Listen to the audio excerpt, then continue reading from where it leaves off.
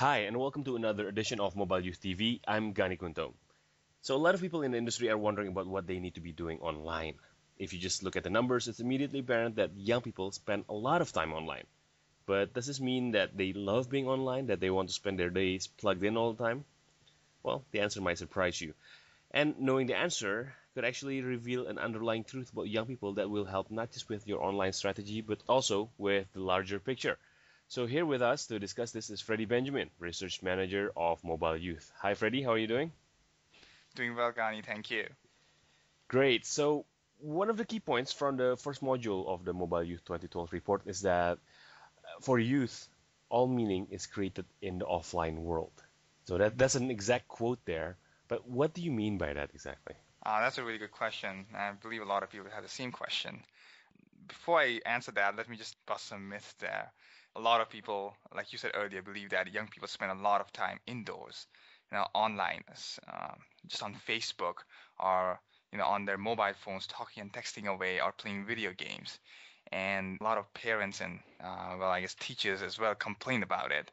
But the truth is that young people actually prefer spending most of their time offline with their friends, having actual face-to-face communication, interaction with their friends. And to answer that original question you posed, that all meaning is created in offline. All right.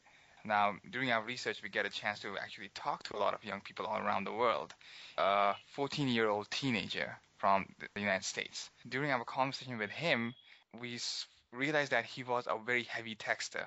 He sent about 100 text messages a day, and if for summer vacation, he would be sending about 200 text messages a day.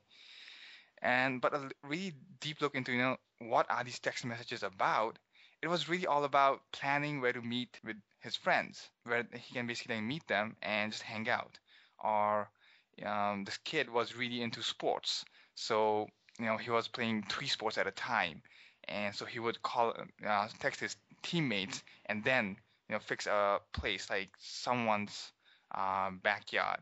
And what we basically found out was that almost all his text messages were basically aimed towards getting to meet his friends and spend time with them, quality time with them. So one of the things we asked him was that how is this text messaging actually different from, say, like talking to someone face to face? Now, as a 14-year-old teenager, you can imagine how 14-year-old teenagers communicate with each other. There's a lot of joking around. They throw insults at each other almost as a joke. And a lot of how they talk to each other is based on expressing sarcasm. And what happens when you do that over text messages is that sarcasm, it doesn't get expressed, so it looks like a literal insult. And the fact that they are joking around gets lost. So Yeah. it's sort of like saying the meaning of the conversation, the meaning the social meaning that they're trying to create is lost. But when they are doing it face to face in person, they have certain tools like facial expression and body language and just the tone of their voice to actually express that sarcasm.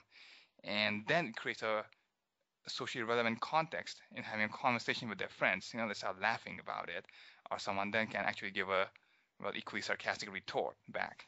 And that's really what social meaning is, and how offline interaction creates that social meaning.